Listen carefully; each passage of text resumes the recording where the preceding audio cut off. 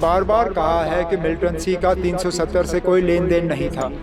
हटाने से भी मिलिटेंसी पे कोई खास असर नहीं पड़ेगा और ये साबित हुआ है। ये लोग लापरवाही कर रहे हैं, ये लोग अपने काम की तरफ ध्यान ही नहीं दे रहे, बाकी चीज़ों में लगे हुए हैं। आपके जो आला अफसर हैं उनको काम की तरफ कोई ध्यान नहीं, उनको हालात को सुधारने में जो रोल अदा करना चाहिए वो कर नहीं रहे। बीजेपी का ये हुकूमत की तरफ से जो है लापरवाही है, उसमें तो आप इनकार कर नहीं सकते हो। हालात जो हैं दिन ब दिन और ज़्यादा ख़राब होते जा रहे हैं। इसके लिए कसूरवार कौन है? जब एक तरफ से जब हमारी हुकूमत थी, हमारी हुकूमत को इन चीज़ों के लिए कसूरवार ठहराया जाता था। ठीक है ना, अगर उन हमलों के लिए हम कसूरवार थे तो आज जो हमले हो रहे हैं उनके लिए कौन कसूरवार है? जाहिर सी बात है ये लोग हैं। और उनको हालात सुधारने में जो रोल अदा करना चाहिए वो नहीं कर रहे। अब हम यही उम्मीद कर सकते हैं कि ये जो सीनियर पोस्टों पे बैठे हुए हैं, चाहे वो राजभवन हो, चाहे वो राजभवन के एडवाइज़र, इस तरह के फैसले जो हैं वो बड़े पैमाने पे होते हैं। लेकिन इससे पहले भी आपने स्ट्राइक किया, क्या ये हमले रुके? आपने बढ़ चढ़ के जो है बालाकोट में स्ट्राइक करने का दावा किया, उसके बावजूद जम्मू कश्मीर में मिलिटेंसी ख़त्म नहीं हुई। अगर आप मुझे यकीन दिला सकते हो कि स्ट्राइक करने के बाद जम्मू कश्मीर जो है वो पूरी तरह से मिलिटेंसी से आज़ाद किया जाएगा, ठीक है ना, हम भी सुनने के लिए तैयार हैं। हो रही है इसी की किस चीज़ की? डिप्टी कमिश्नर जो भी है J&K के 20 के साथ मीटिंग हो रही है असेंबली इलेक्शन के हवाले से। हाँ, तो इसमें सवाल क्या है? तो आप कैसे देखते हैं, क्या आप यकीन करते हैं कि शायद असेंबली इलेक्शन होंगे यहाँ पे? मतलब इसमें यकीन करने वाली क्या बात है? सुप्रीम कोर्ट ने कहा है कि 30 सितंबर से पहले यहाँ इंतखाबात जो हैं वो मुकम्मल होने चाहिए। वज़ीर आज़म साहब ने खुद यहाँ पे आके जिस दिन योगा किया, उस दिन जम्मू कश्मीर के लोगों को ये विश्वास दिया कि यहाँ जो है समय पर इलेक्शन किए जाएंगे। होम मिनिस्टर साहब ने भी बिल्कुल यही बयान दिया।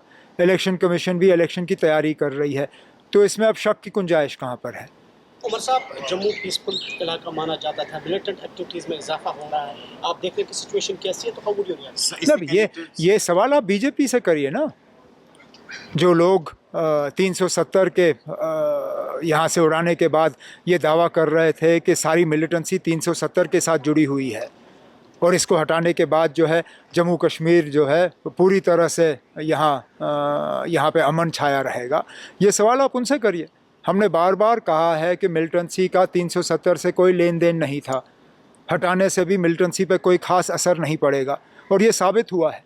ये लोग लापरवाही कर रहे हैं, ये लोग अपने काम की तरफ ध्यान ही नहीं दे रहे हैं, बाकी चीज़ों में लगे हुए हैं। आपके जो आला अफसर हैं उनको काम की तरफ कोई ध्यान नहीं है, उनको हालात को सुधारने में जो रोल अदा करना चाहिए वो कर नहीं रहे हैं। फारूक साहब कह रहे हैं कि सेटलमेंट ऑफ इशू के लिए ये जो है अटैक्स हो रहे हैं। मैं उसमें कुछ नहीं कहूँगा ना, ये आपने फारूक साहब से सवाल किया, वो फारूक साहब का जो जवाब है आपके सामने है। तो क्या आप मानते हैं कि ये फिर सिक्योरिटी लैब से बीजेपी की तरफ से? बीजेपी के तरफ से नहीं ना, बीजेपी का ये हुकूमत के तरफ से जो है लापरवाही है, उसमें तो आप इनकार कर नहीं सकते हो। हालात जो हैं दिन ब दिन और ज़्यादा ख़राब होते जा रहे हैं। इसके लिए कसूरवार कौन है? जब एक तरफ से जब हमारी हुकूमत थी, हमारी हुकूमत को इन चीज़ों के लिए कसूरवार ठहराया जाता था। ठीक है ना, अगर उन हमलों के लिए हम कसूरवार थे तो आज जो हमले हो रहे हैं उनके लिए कौन कसूरवार है? जाहिर सी बात है ये लोग हैं। और उनको हालात सुधारने में जो रोल अदा करना चाहिए वो नहीं कर रहे हैं। अब हम यही उम्मीद कर सकते हैं कि ये जो सीनियर पोस्टों पे बैठे हुए हैं, चाहे वो राजभवन हो, चाहे वो राजभवन के एडवाइज़र हों, मेहरबानी करके अपने ऐश व आराम को छोड़ें और अपने काम की तरफ जो है ज़्यादा तवज्जो दें। एज ए ग्रोइंग डिमांड की इंडिया को रिस्पॉन्ड करना चाहिए और जो मिलिटेंट बेसिस पीओके में उनको स्ट्राइक करना चाहिए। मेरा उसमें कोई कहना नहीं है ना, जो मैंने इस तरह की कोई डिमांड सुनी नहीं है और इस तरह के फ़ैसले हम जैसे लोग नहीं करते।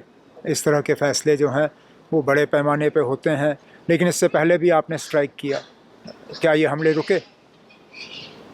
आपने बढ़ चढ़ के जो है बालाकोट में स्ट्राइक करने का दावा किया, उसके बावजूद जम्मू कश्मीर में मिलिटेंसी ख़त्म नहीं हुई।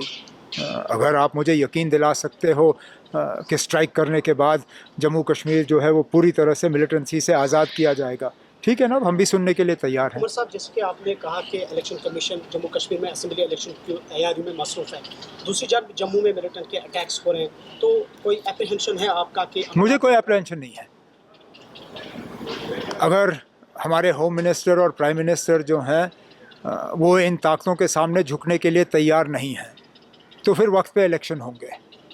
लेकिन अगर हमारे प्राइम मिनिस्टर होम मिनिस्टर के पैर थोड़े हिल गए और वो इन ताकतों के सामने झुक गए और इन हमलों के बाद उन्होंने इलेक्शन पोस्टपोन किया, तो मुझे लगता है वो हमारे मुल्क के लिए एक बहुत बुरी बात होगी।